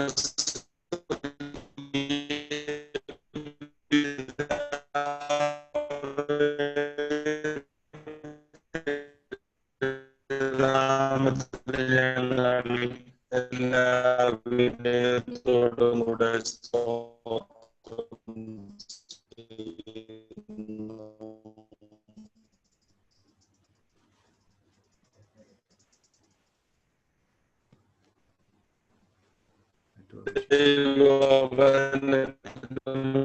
മുമ്പാകെ കഴിഞ്ഞ 1 മണിക്കൂറിലധികം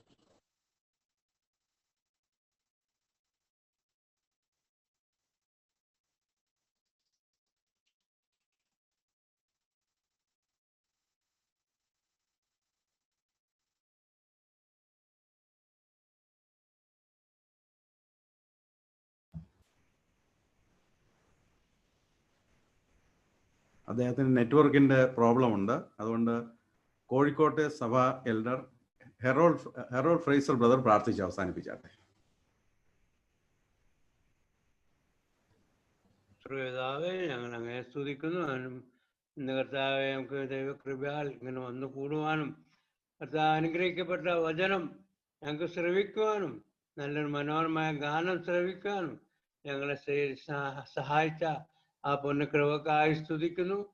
കർത്താവെ, ഞങ്ങളെ ആക്കിയിരിക്കുന്നത് ഞങ്ങളുടെ കുടുംബ ജീവിതം കർത്താവെ അങ്ങക്ക് പ്രയോജനപ്പെടുവാനും കർത്താവെ ഞങ്ങൾ ഒരുമിച്ച് ഏക മനസ്സോടെ ഏക രീതിയിൽ കർത്താവിന് വേണ്ടി കർത്താവെ മുന്നോട്ട് പോകുവാനും അനേകർക്ക് പ്രയോജനപ്പെടുവാനും നമ്മളെ മക്കൾ കർത്താവിന്റെ വഴിയിൽ വരുവാനും കർത്താവെ അതുപോലെ അനേകർക്ക് സുവിശേഷം അറിയിക്കാനും കുടുംബമായിട്ട് ആ ഒരു കുടുംബ ജീവിതം വർദ്ധിച്ചു വരുവാനും കർത്താവെ ഞങ്ങൾക്ക് നീ സഹായിക്കണമേ. നീ ഞങ്ങൾക്ക് തന്ന എല്ലാ കൃപകൾക്കായി സ്തുതിക്കുന്നു.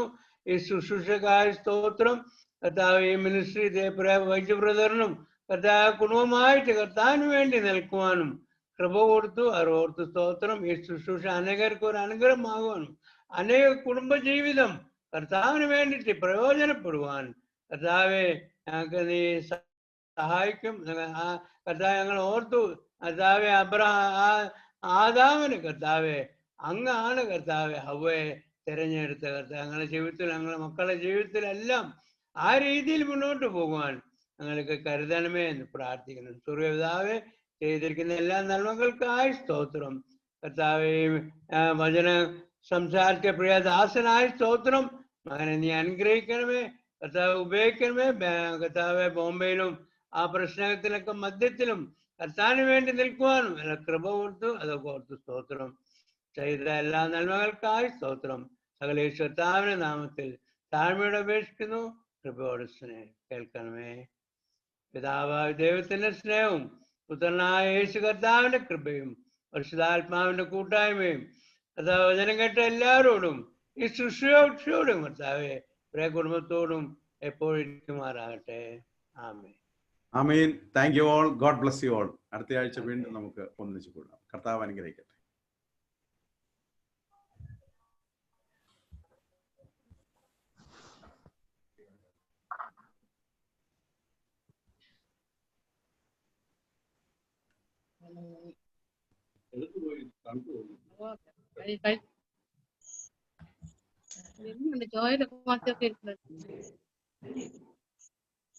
ജോയൽ